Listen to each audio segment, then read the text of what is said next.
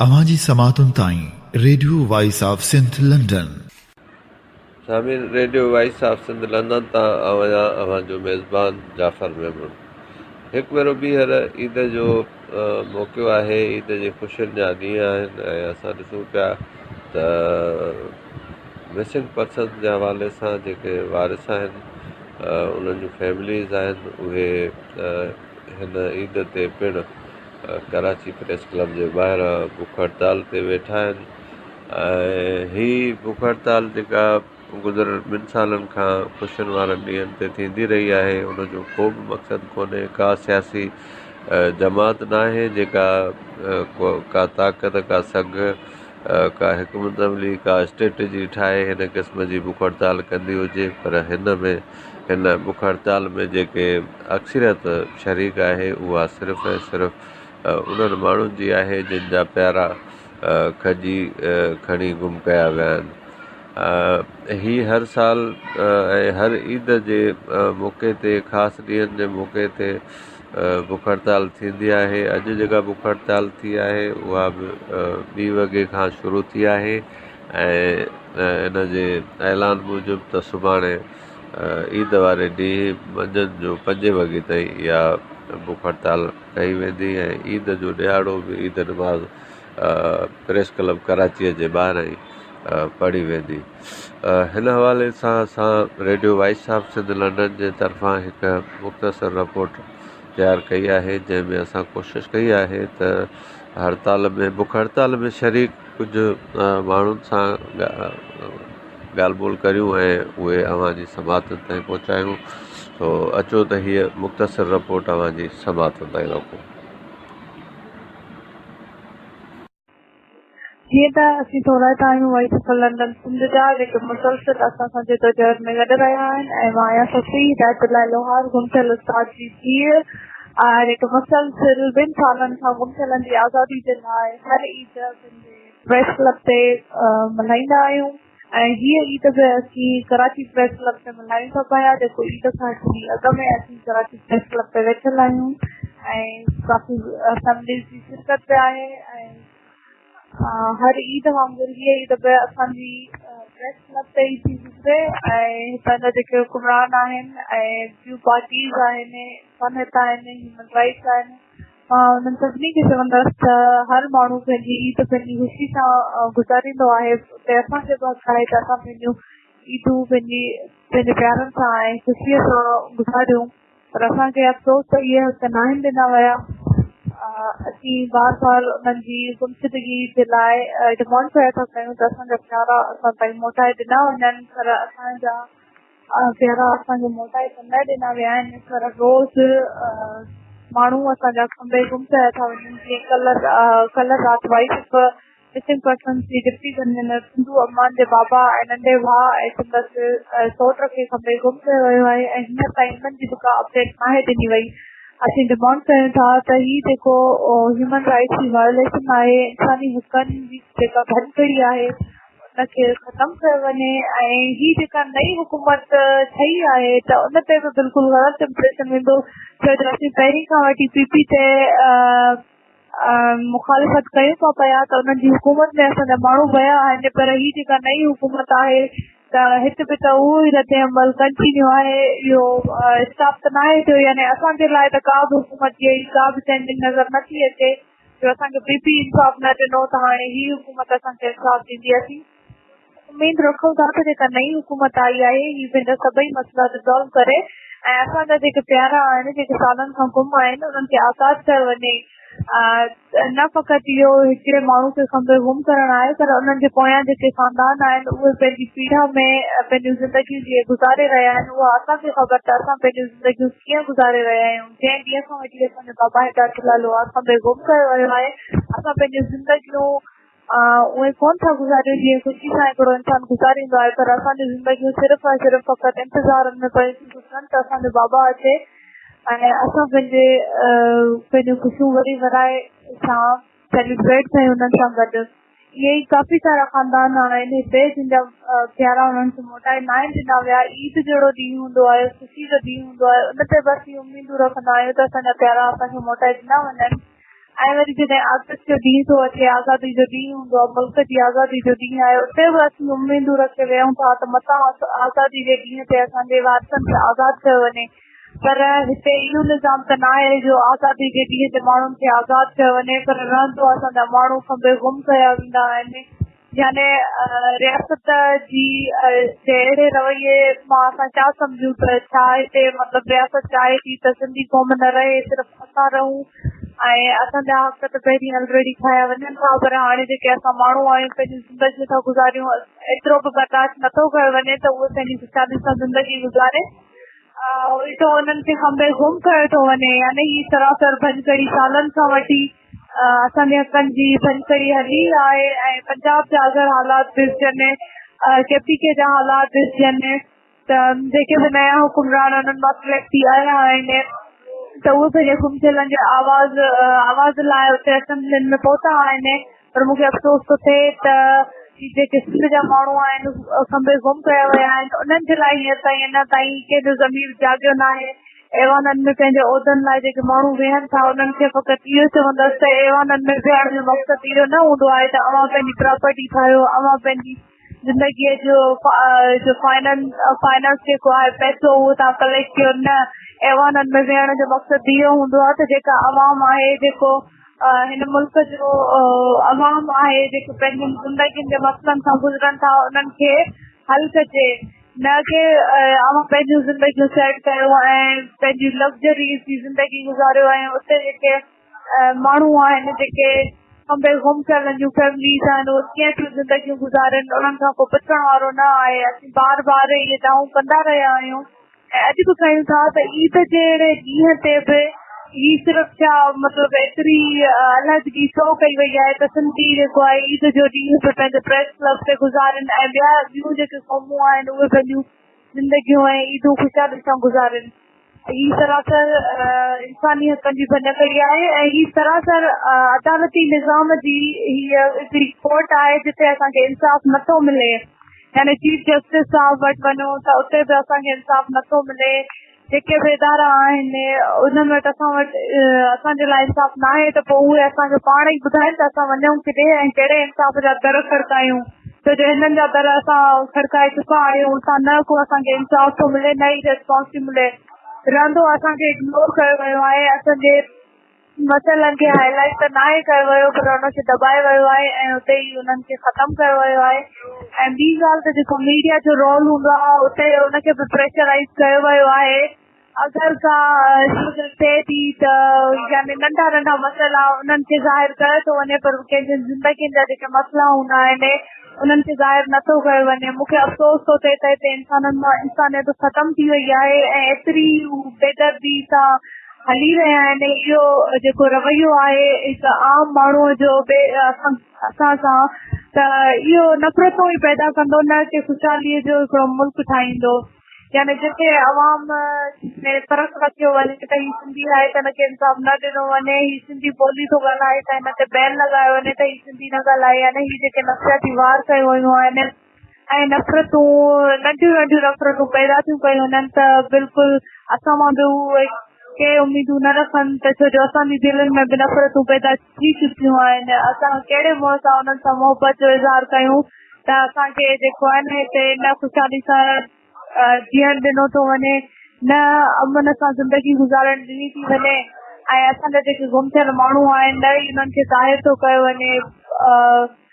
ऐं असांजे जेके इमरान ख़ान स्पीच में ॻाल्हायो उते असीं फुल उहा स्पीच ॿुधीसीं, पर असांखे इहो अफ़सोस थियो त इमरान ख़ान साहिबु उन्हनि माण्हुनि जी ॻाल्हि कई त जेके मुल्क खां ॿाहिरि कैद में आहिनि।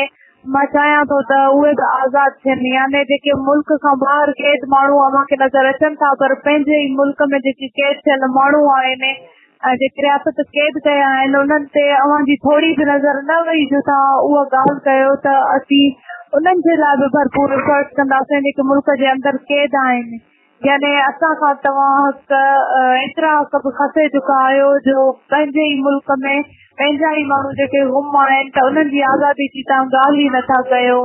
ही सरासर असां सभिनी सां नाइंसाफ़ी आहे। गुम थियलनि जो जेको वॾो मसइलो आहे जेको इमरान ख़ान साहिब खे बि ॻाल्हाइणु घुरिजे ऐं असीं उन्हनि लीडर्स जा हींअर थोरा था आहियूं जेके पंहिंजे सूबनि जे लाइ ॻाल्हाइनि था ऐं पंहिंजे घुमसियल जी आज़ादी जी ॻाल्हि कनि था।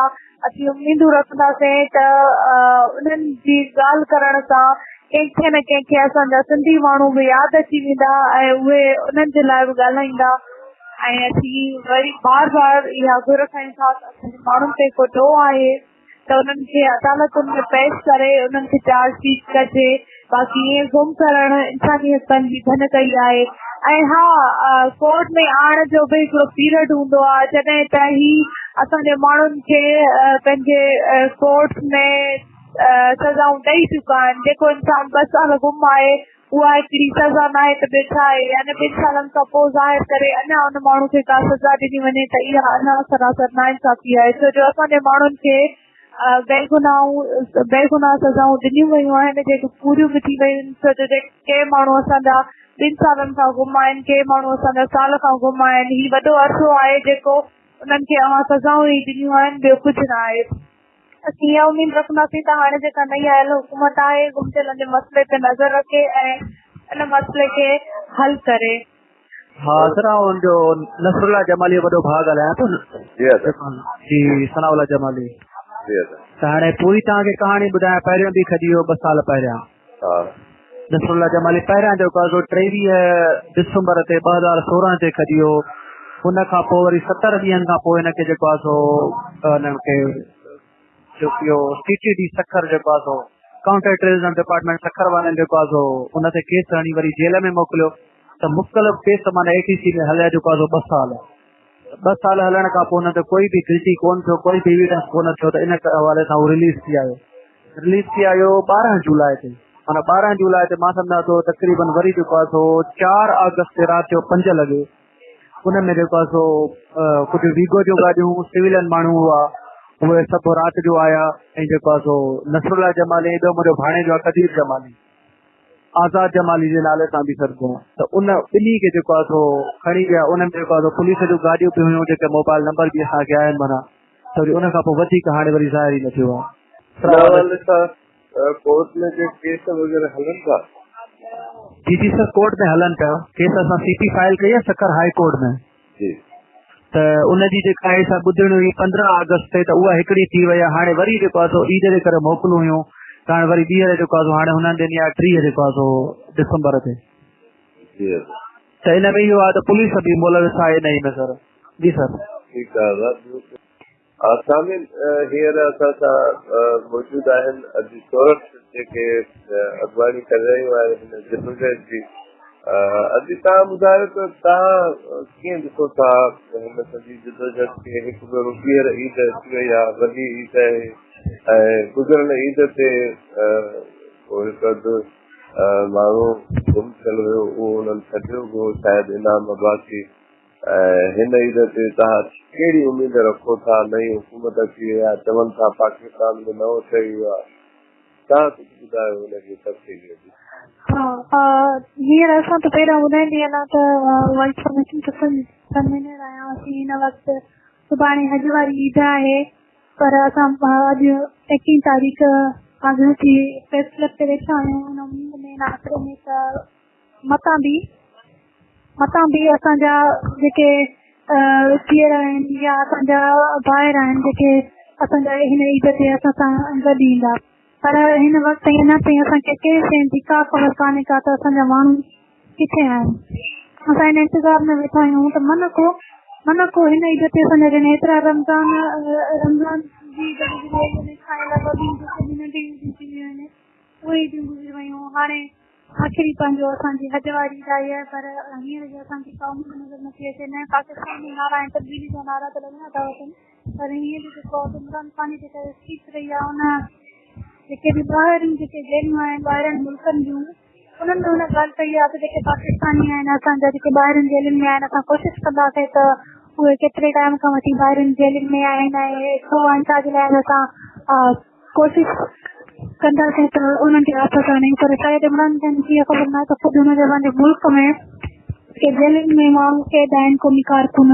उन खां अलावा जेके अहिड़ियूं जेलियूं आहिनि जिन जी त हिन वक़्त ताईं का ख़बर ई न आहे त उहे जेलियूं किथे आहिनि ऐं असांजे माण्हुनि खे उन्हनि किथे रखियो आहे। रिसेंटली अगस्त जो महीनो जीअं ई थियो आहे त असांजा ॿिया हिकिड़ो त पहिरियों असांजा माण्हू असांजा वापसि न आहिनि, पर जीअं ई अगस्त जो महीनो थियो आहे त असांजा ॿिया माण्हू बि गुम थी विया आहिनि। काफ़ी अरसे खां वठी असांजा माण्हू जेको आहे सो गुम आहिनि। त असांजी कोशिशि आहे त जल्दी जो असांजा माण्हू रिसेंटली डिप्टी कन्वीनर जेका आहे हुनजे भाउ खे ऐं हुनजे पीउ खे ऐं हुनजे भाउ खे हुनजे सोट खे खणी विया आहिनि।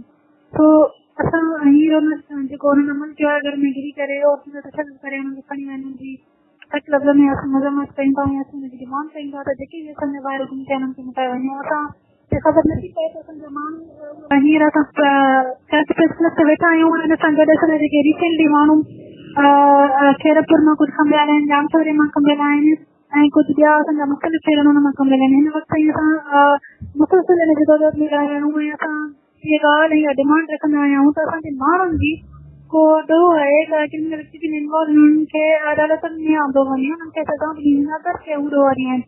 पर इहे हुननि खे खंबे गुम करण त गैर आइनी गैर इंसानी आहे जेका नई हींअर हुकूमत थिए पई जेका इमरान ख़ान जी। ख़बर न हिन वक़्त ताईं मां कंहिं बि इमरान ख़ान या कंहिं बि हिन मिसिंग पर्सन जे इशू ते न ॻाल्हाइणो आहे। बस अख्तर मैंगल जेको आहे बलूचिस्तान जो जेको पार्टी जो जेको MP आहे जेको उन हिकु हक़ीक़ी हुकुमरान थी करे असां हुनखे बिल्कुलु अप्रिशिएट कंदासीं, छो करे मिसिंग पर्सन जेको इंसानी हक़नि जो नुक़्तो आहे असां बि मिसिंग पर्सन जे लाइ स्ट्रगल कयूं था उन उहा गैरत करे, पर शायदि ॿियनि में उहा गैरत अञा ताईं पैदा न थी आहे जेके ॿिया हुकुमरान आहिनि जेके सिंध में आहिनि, ॿियनि सूबनि में आहिनि। पर हिन वक़्त ताईं असां सम्झूं नथा त हुननि में उहा गैरत जागी आहे। पर असां हुन अख्तर मैंगल खे असां अप्रिशिएट कयूं था ऐं हुनखे जस्ट ॾियूं था त हुन हिमत करे हुन जेको असेंबली आहे हुन में कंहिं बजट त पेश न कई आहे, पर मिसिंग पर्सन जा केस न पेश कया आहिनि ऐं उहो जस्ट ॼाणो। ऐं जेकॾहिं हितां जा हुकुमरान बि ईअं थियनि त आवाम बि हुननि सां गॾु बीहंदो, पर हितां जा हुकुमरान गवर्नमेंट असांखे नज़र कोन पई अचे त हू को मिसिंग पर्सन जे नुक़्तनि ते बीहंदा। पर अॼुकल्ह जेके असां सिंध में ॾिसी वठूं त जॾहिं उहे असेंबलियुनि में बीहनि था या इक़्तिदार में बीहनि था त उहे रियासत सां उहो डील करे असां ईअं सम्झूं था त उन करे ई बीहनि था त असां मिसिंग पर्सन जो नुक़्तो या हुनजी ॻाल्हि असां न खणी हलंदासीं जेको असां सम्झूं पिया। छो करे हिन वक़्त ताईं बयानु ॾियण जे लाइ बि माण्हू घबराइनि था, मिसिंग पर्सन ते बयानु ॾियण जे लाइ बि घबराइनि था त असां बयानु न ॾियूं था छो हुननि खे खणी गुम करे ॾींदा। तव्हां सम्झो था त हिन में का पूरी नोयत जो मामिलो अहिड़ो एहतिजाज जेको तव्हां गुज़िरियल भेरे तय कयो हुयो त इस्लामाबाद जी तरफ़ तव्हां रुख़ वधाईंदव, पर न थी सघियो आहे। तव्हां इन क़िस्म जो को डिसीजन वरितो आहे कयो आहे छा? इस्लामाबाद में हाणे असां स्टार्ट कंदासीं, ॾिसूं त हुननि जा असांखे नतीजा कहिड़ा था वञनि। असां प्रेस क्लब ते असांजी कोशिशि आहे त सेप्टेंबर में वञूं। असांखे अगरि के नतीजा न मिलिया त असां वरी ॿी का शयूं असां सख़्त को या अहिड़ो अमल कंदासीं भली पोइ हुनजी रियासत जी ख़ासि ज़िम्मेदार हूंदी। मुंहिंजो नालो सारंग जो आहे ऐं भरसार मिसिंग पर्सन सां जेको अॼु ही बुख हड़ताल कई वई आहे ईद जे ॾींहं खां हिकु ॾींहुं अॻु खां वठी करे ईद जे शाम जो 5 वॻे ताईं। तो असल में हीअ बुख हड़ताल जेकी आहे इहो सिलसिलो गुज़िरियल 2 सालनि खां जारी आहे। सिंध मां जेके जबरी तौर ते रियासती इदारनि उस्ताद शागिर्द क़ौमी कारकुन मज़दूर ऐं कोरियतनि खे जेको खंबे गुम कयो आहे, असां सम्झूं था त इहा इंसानी हक़नि जी संगीन भनकड़ी आहे ऐं इहो ह्यूमन वायोलेशन आहे जंहिंजी असां न सिर्फ़ मज़म्मत कयूं था पर असां मुतालबो कयूं था त जेके बि सिंध मां जबरी तौर ते खंबे कारकुन गुम कया विया आहिनि उन्हनि ते जेकॾहिं को बि ॾोह या को बि लिगेशन आहे त उन्हनि खे तव्हां पंहिंजनि इदारनि कोर्टनि जे आॾो पेश कयो, न त ॿी सूरत में उन्हनि खे बाज़ाब कयो। उन सां गॾोगॾु असां ह्यूमन राइट्स ऑर्गेनाइज़ेशन ऐं एशियन ह्यूमन राइट्स UNO ऐं आलमी इदारनि खे बि अपील कयूं था त बराए महिरबानी हिन अहम मसइले ते इंसानी हक़नि जो जेको हीउ अहम इशू आहे उन ते पंहिंजो आवाज़ उथारनि ऐं नोटिस वठनि त जीअं असांजा जेके प्यारा खंबे गुम कया विया आहिनि उन्हनि खे आज़ादु करे सघिजे। हाणे असां अचूं था मिसिंग पर्सन जी फैमिली ॾांहुं ऐं मिसिंग पर्सन जी फैमिली में असां वटि दोस्त शरमत जमाली वेठो आहे जंहिंजे भाउ ऐं हुनजे सोट खे खणी खंबे गुम कयो वियो आहे 4 अगस्त ते। सो असां हाणे हुन खां मौक़ो वठंदासीं डिवाइस ऑफ मिलंदनि तरह। जी सर, हाणे असांजो असल में मसलो इहो आहे त हीउ छोकिरो शागिर्द आहे जेको आहे सो फाइनल ईयर एजुकेशन जो स्टूडेंट बि हुयो। हाणे पहिरियां बि हुनखे खणी आयो, हुन खां पोइ आज़ाद थी वियो, वरी जेको आहे वरी 4 अगस्त ते वरी हुनखे खयो वियो। हाणे असांजो डिमांड इहा आहे, घुर्ज इहा आहे त जेकॾहिं हिन ते कोई बि एलिगेशन आहिनि या कई बि केसिस आहिनि, कुझु बि आहिनि, त उहे भला हुनखे कोर्ट में पेश कयो वञे त असांखे ख़बर त पइजी सघे त असां कोर्टुनि खे हूअं बि फेस कयूं था पिया। त हाणे बि हुनखे कोर्टुनि में पेश कयो वञे या जेके बि हुन ते इल्ज़ामात आहिनि त उन्हनि खे असां बिल्कुलु फेस कंदा पिया। पर हे इलीगल एक्शन खयो वियो आहे, त हाणे इन जे ख़िलाफ़ छा कजे? इन हवाले सां असां जेको आहे सो प्रेस क्लब खे ऐं जेको आहे सो हाई कोर्ट में कोर्टुनि में CP फाइल कयूं आहिनि, त उन हवाले सां जदोजहद हले पई असांजी। महिरबानी अदा। हाणे असीं साईं इशफाक मेमन खे गुज़ारिश कंदासीं त पाण मौक़ुफ़ ॾियनि। जीअं त वाइस ऑफ मिसिंग पर्सन तरफ़ां अॼु असां बुख हड़ताल ते वेठा आहियूं ऐं जेकी सुभाणे 5 बजे ताईं हिते हूंदी, ईद नमाज़ बि असां हिते पढ़ंदासीं। असां सां इहा सिचुएशन आहे जो सिंध जे माण्हुनि खे हाणे फ़क़ति सिंधी हुअण जे ॾौर में त खयो वञे थो। सिचुएशन इहा आहे जो वाइस ऑफ मिसिंग पर्सन जे अहदेदार जी सिंधू अमान चांडो जे घर ते 3 ॾींहं अॻु में रेप कयो वियो आहे। हुनजे वालिद खे जेको ज़ईफ़ आहे, वॾी उमिरि जो आहे, उनजे भाउ खे उनजो मुलाज़िम आहे उनखे उतां अगवा कयो वियो आहे ऐं मुसलसल सिंध सां इहो ज़ुल्म थी वियो आहे। छा सिंध निंढण की आहे या सिंध जो को वार सवाली आहे या न आहे? सिंध सां हेॾो सारो ज़ुल्म कॾहिं बंदि थींदो? उहो कहिड़ो ॾींहुं ईंदो? इन लाइ असांजो इहो आवाज़ ह्यूमन राइट्स ऐं दुनिया जे जेके बि इदारा आहिनि जेके पाण खे चवनि था त असीं दुनिया जे मज़लूम माण्हुनि लाइ हर जॻह ते एहतियात था करियूं, उन्हनि लाइ जुदो था करियूं, उहे किथे आहिनि? सिंध जे अंदरि उहे असांखे किथे नज़र नथा अचनि।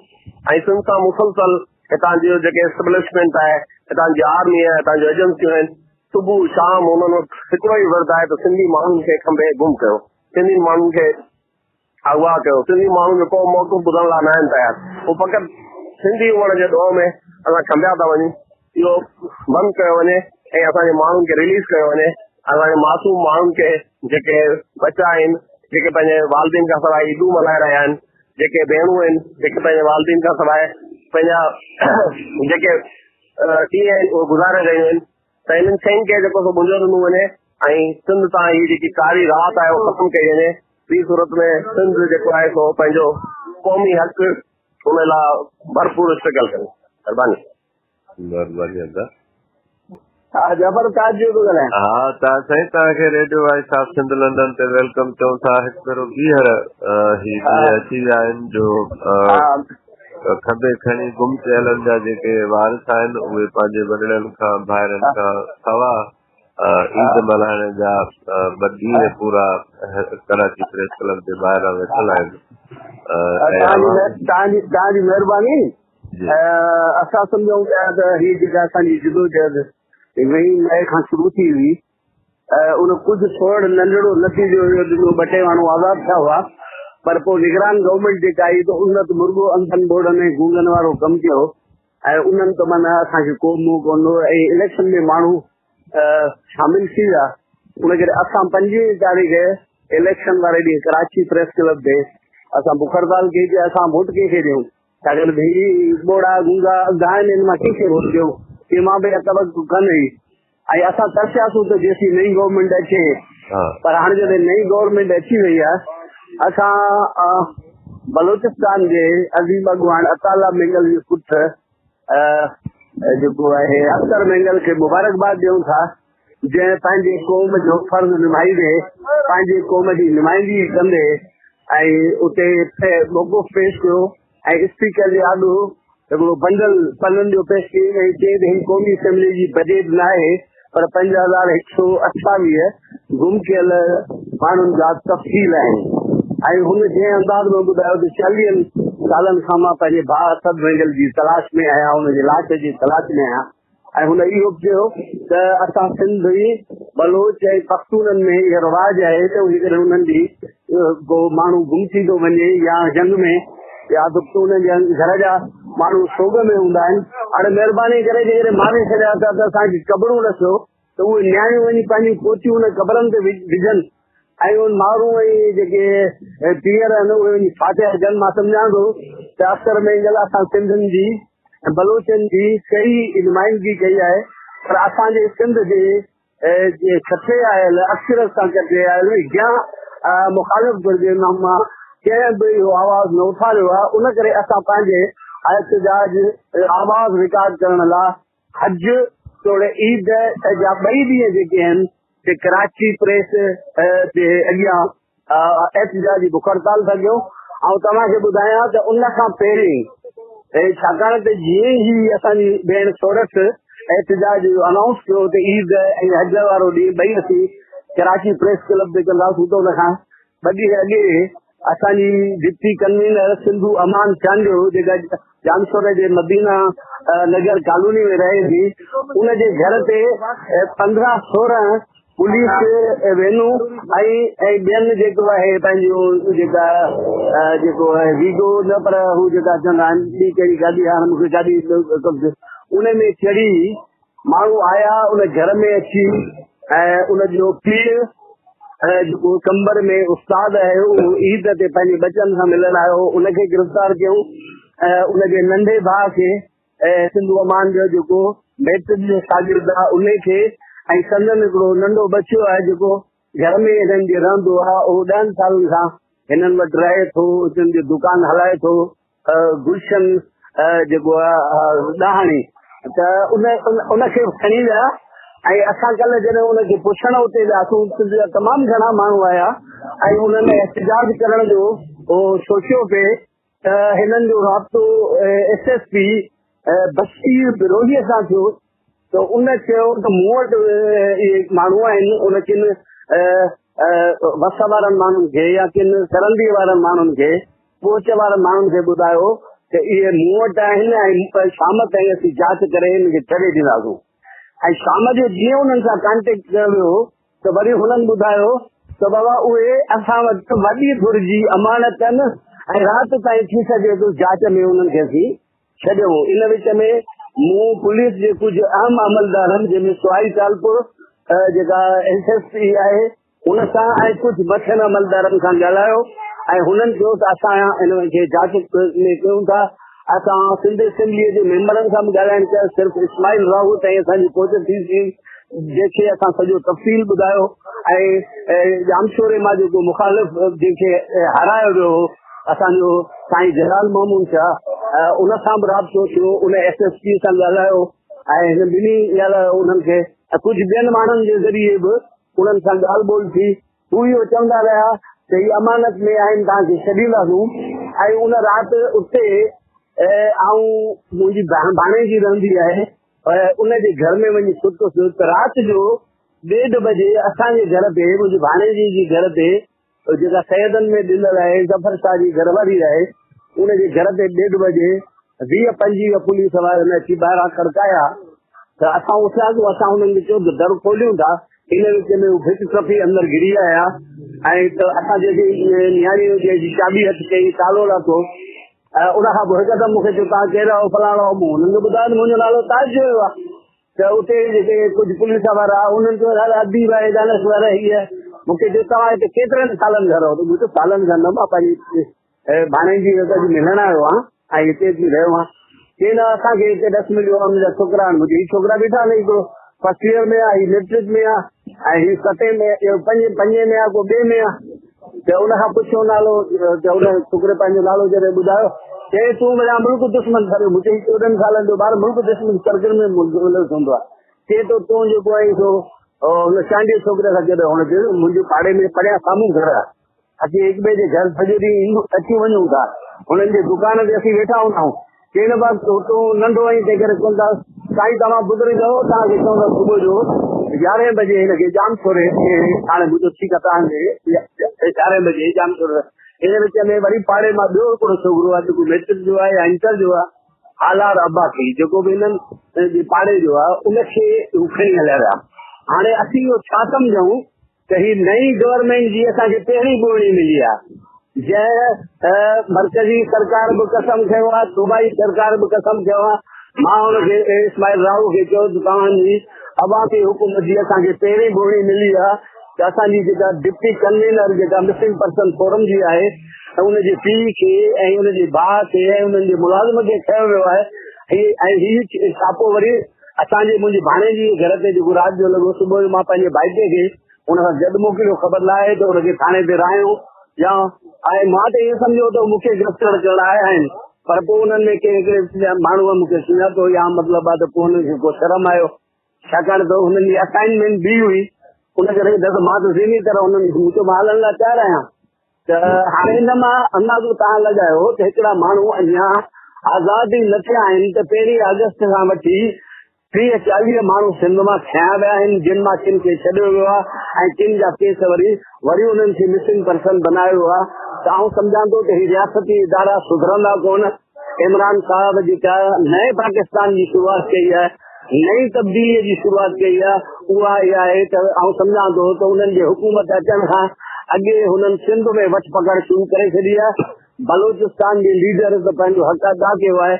ऐं सिंध जे असेंबलीअ जे मेंबरनि खे चवां थो त तव्हां में जेकॾहिं का हैरत आहे जेकॾहिं तव्हां माण्हू सिंधी माण्हुनि जा वोट वरिता आहिनि कीअं बि वरिता अथव कहिड़े बि नमूने जेकॾहिं तव्हां उन्हनि जा नुमाइंदा हो त हीअ असांजा गुम थियल जेके माण्हू आहिनि ईद ताईं आज़ादु थियणु खपनि। असां ईद ताईं इंतज़ारु कंदासीं। असां ईद जी निमाज़ ही गुज़िरियल ईद उल फितर वांगुरु हिन कराची प्रेस क्लब जे आॾो असीं पढ़ंदासीं। सॼी सिंध मां माण्हू हींअर अचनि पिया दी सूरत वेठी आहे दी वेठी आहे ॿिया कारकुन अचनि पिया असीं राति बि हिते गुज़ारींदासीं। सुभाणे ईद जो ॾींहुं बि बुख ते रहंदासीं। शाम जो जेके दोस्त कुझु खणी आया त खाईंदासीं ऐं पोइ वरी मुस्तक़बिल जो असीं अनाउंस कंदासीं जिदोजहद जी। ऐं उहा फिल वक़्तु असीं पाण जेका असांजी भेण सूरत उहा पंहिंजे ज़िलनि जा जेके ऑर्गेनाइज़र जेके असांजी भेनरूं आहिनि उन्हनि सां राब्तो करे उन्हनि सां कंदी। सुभाणे उमरकोट में बि कैंप लॻे थी सुभाणे लाड़काणे में बि कैंप लॻे थी सघे थो अॼु जामशोरे में सचवा ऐं ॿियनि कारकुननि एहतियात थी सघे थो जामशोरे में बि कैंप लॻे छाकाणि त ही उतां जा माण्हू पाण कैंप लॻाइनि था। असां सरकार खे ॿुधाइण चाहियूं था नई सरकार खे त जेकॾहिं तव्हां का मुल्क में तब्दीली आणियो था त पहिरियों कदम तव्हांखे इहो करणु खपे त जेके रियासती इदारनि ते कंट्रोल कयो जेके तव्हांजे कंट्रोल खां ॿाहिरि आहिनि हू न तव्हांजे चवण में आहिनि त ही आख़िर इनविजिबल कहिड़ी गवर्नमेंट आहे जेका तव्हांखे ॾिसण में नथी अचे। अॻूणो जेको असांजो सोहेल अनवर ख़्याल जेको होम मिनिस्टर हो उनखे त ही इनविजिबल माण्हू नज़र ई कोन ईंदा हुआ। असां जॾहिं साण ॻाल्हायो त उन्हनि रिस्ट्रिक्टेड नंबर तां फोन कया त मूं हुनखे ख़ुदि चयो साईं तव्हांजी ऑफिस सलामत कान्हे। ही जेके रिस्ट्रिक्टेड फोन वारा इनविजिबल माण्हू जेके आहिनि हिते बि फोन पिया कनि तव्हां हुननि सां ॻाल्हायो त हू हुननि सां ॻाल्हाए न सघियो। त असीं सम्झूं था त ही एॾा जेकॾहिं कमज़ोर हुकमरान आहिनि त पोइ ही कुर्सियुनि ते छो था वेहनि छा उहो कमाइण लाइ था अचनि। असीं खेनि चऊं था त सिंध जे माण्हुनि हिन इलेक्शन में तव्हां सां झुठो त घणी कई आहे पर पोइ बावजूदि हुनजे तव्हांखे हुननि वोट ॾिनो आहे कीअं बि तव्हां खटे आया हो त तव्हां सिंधी माण्हुनि जी नुमाइंदगी करियो न त हाणे सिंध जा माण्हू तव्हांखे पुछाणो कंदा। असांजा ही जेके आहिनि ईद ते असांजा प्यारा ही आज़ादु थियणु खपनि। छा हुननि जो ॾोह कहिड़ो आहे भई भला कोर्टनि में वठी अचो न हुननि खे चीफ जस्टिस नोटिस वरितो हुनजो नोटिस काॾे वियो हू हिकिड़े माण्हू जो त नोटिस वठे थो ऐं सियासतदाननि जे ख़िलाफ़ नोटिस वठे पियो हुन ते अमल बि कराए पियो। ही माण्हू हुनखे नज़र कोन था अचनि जेके ही गुम कया विया आहिनि जिन जूं नियाणियूं हर ईद ते प्रेस ॾाढो हड़ताल थियूं कनि। छा हिननि नियाणियुनि जा ॻोड़ा खेनि कोन था नज़र अचनि ऐं जेके माण्हू जेके गुम आहिनि उनजे औलाद जे अखियुनि जा ॻोड़ा उन्हनि जी चुल्हियूं विछाणल आहिनि। इहा ॻाल्हि उन्हनि जे न चीफ जस्टिस खे थी नज़र अचे।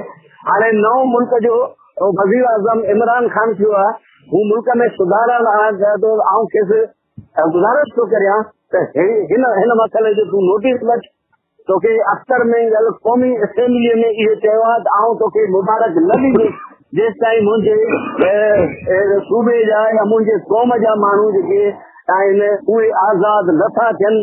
ऐं हुन जे महिल ॻाल्हायो पिए त हुनखे अखियुनि में ॻोड़ा स्पीकर अफ़सरदा थी वियो ऐं सॼी क़ौमी असेंबलीअ ते सख़्तु तारी थी वियो। हाणे इन सूरत हाल में तव्हां कहिड़ो कदम था खणो अञा ताईं उनजे वात मां असां का ॿोली कान ॿुधी आहे। कल्ह सिंध काबीना जी बि गॾिजाणी थी आहे, पर ख़बर न आहे त उन्हनि कहिड़ा फ़ैसिला कया आहिनि। असीं उन्हनि खे बि गुज़ारिश कयूं था, नए चूंडजी आयल सैयद मुराद अली शाह जेको चीफ मिनिस्टर थियो आहे, उनखे गुज़ारिश कयूं था त हिते कैंप ते अचो ऐं ही जेके नियाणियूं वेठियूं आहिनि उन्हनि जा दुख दर्द पुछो, छाकाणि त तव्हांजी अमन अमान क़ाइमु करणु तव्हांजो मसइलो आहे ऐं इहो जेके माण्हू खॼी विया आहिनि उहे पुलिस थिया आहिनि, रेंजर्स थिया आहिनि या कंहिं ॿियनि सरकारी इदारनि फौजी इदारनि थिया आहिनि, उन्हनि खां पुछाणो तव्हां करियो, छो त मुल्क में अमन अमान ऐं माण्हुनि जी सलामती, सिंध जे माण्हुनि जी सलामतीअ जो ठीको तमामु वटि आहे। तंहिं करे जेकॾहिं तव्हां पंहिंजे माण्हुनि जी सार न लहंदा त थी सघे थो सुभाणे माण्हू को ॿियो फ़ैसिलो कनि। उन करे सिंध गवर्नमेंट खे, मर्कज़ी गवर्नमेंट खे, PTI जी गवर्नमेंट खे ऐं मुतबक़ा जेको प्रेसिडेंट आहे आरिफ अलवी साहब जेको पाण खे तरक़ी पसंद सॾाए थो ऐं जेको कराचीअ जो रहवासी आहे, ऐं उनखे बि गुज़ारिश कयां थो हिते हिन कैंप जे जेके दर्दमंद माण्हू वेठा आहिनि उन्हनि जा मसइला ॿुधो ऐं सॼी सिंध में मुख़्तलिफ़ कोर्टुनि में केस दाख़िल थिया आहिनि, मुख़्तलिफ़ GITs थियनि थियूं, पर उते इहे तव्हांजूं सरकारी इदारनि वारा हर हमेशह कूड़ ॻाल्हाइनि था। चीफ जस्टिस सिंध जे चीफ जस्टिस चयो आहे त ही जेके कूड़ियूं कमेटियूं आहिनि इन खां वधीक छा चए, ही निमाइशी कमेटियूं आहिनि। हुन चयो आहे त हाणे जेके सरकारी इदारनि जूं कमेटियूं आहिनि उहे सभु निमाइशी आहिनि। चीफ जस्टिस इहे ॻाल्हियूं करे थो त पोइ असीं कंहिंजी आदो तव्हां ॾियूं। चालती चयो आहे न त माण्हू अहिड़ा फ़क़ीर कंहिं तरफ़ ॾींदा दाहिड़ी, भई असीं जेको आहे मुल्क जे अस्करी सरबराह खे चऊं था, मुल्क जी वॾे में वॾी अदालत सुप्रीम कोर्ट खे चऊं था, सिंध जी वॾे में वॾी अदालत हाई कोर्ट खे चऊं था, चीफ मिनिस्टर खे चऊं था, रेंजर्स जे चङे मुल्क खे चऊं था, ऐं कोर कमांडर खे चऊं था त हिननि मसइलनि जो नोटिस वठो, तव्हां मुल्क जी शहरनि जा दुख दर्द मालूम करियो ऐं उन्हनि खे इंसाफ़ ॾियो। ॿी सूरत में हीअ तहरीक अॼु हिते आहे, थी सघे थो सुभाणे असेंबली जो घेराव थिए, थी सघे थो असीं इस्लामाबाद न, छाकाणि त इस्लामाबाद हिन मुतासिर खंबे गुम थियल माण्हुनि जे फैमिलियुनि जो फ़ैसिलो आहे त हू अॼु या सुभाणे कंहिं न कंहिं इस्लामाबाद ॾांहुं मार्च ज़रूरु कंदा। तंहिं करे उन खां पहिरीं पंहिंजूं हथूं खोलियो, हिननि जो दर्द ॿुधो, हिननि जा मसाला ॿुधण में अचो, छाकाणि त तव्हां चूंडियल नुमाइंदा हो जेकॾहिं न ईंदो त पोइ अवाम पंहिंजा फ़ैसिला पाण कंदो। महिरबानी तव्हांजी ताज साहब। ताज साहब खे हीअ ॻाल्हियूं ॿुधियूं ऐं असां कोशिशि कईसीं त कुझु फैमिलीज़ जे मेंबरनि मां जेके विक्टम्स आहिनि ऐं कुझु असांजा सियासी ऐं क़ौमी अख़बार उन्हनि जा ख़्याल ऐं वीचार अवां ताईं पहुचायासीं। ही अॼु पहिरीं हड़ताल आहे जेका ईद खां हिकु ॾींहुं अॻु थी आहे ऐं सुभाणे ईद जे ॾींहुं 5 वॻे ताईं इहा हड़ताल या बुख हड़ताल जारी रहंदी। ही रिपोर्ट पंहिंजी पुॼाणे खे पहुती जाफ़र मेमण खे हैदराबाद मां इजाज़त ॾींदा ऐं ॿुधंदा रहंदा radio voice of Sindh London.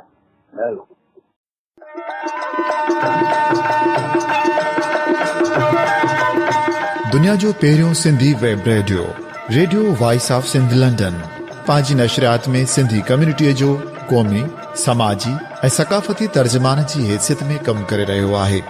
मुख़्तलिफ़ प्रोग्राम ऐं लोक मौसीक़ी वसीले दुनिया जे सिंधियुनि खे हिकु लड़ीअ में पोइण जी कोशिश करे रहियो आहे। Radio voice of Sindh London खे सिंधी वॾे अंग में ॿुधी रहिया आहिनि। रेडियो खे अञा वधीक बहितर प्रोग्रामनि में मुस्तक़िल बुनियादनि ते हलाइण लाइ सिंधी कम्युनिटी पारां माली सहकार जी ज़रूरत आहे। सिंधियुनि जो क़ौमी आवाज़ radio voice of Sindh London कारोबारी न पर निज सिंधी कम्युनिटी बेस्ड रेडियो आहे। माली सहकार लाइ बैंक अकाउंट जा तफ़सील रेडियो जी वेबसाइट ते मौजूदु आहिनि।